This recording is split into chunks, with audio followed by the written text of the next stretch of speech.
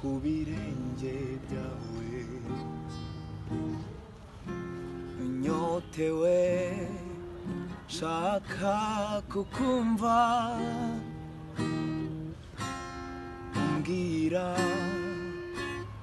kandi unganiriza nkunda cane bino bihe byanje nawe nkunda cane uyu mwanya uri amahoro yanje ubutunzi bukomeye kuba narakumenye n'ubuntu nagiriwe Yesu uramagije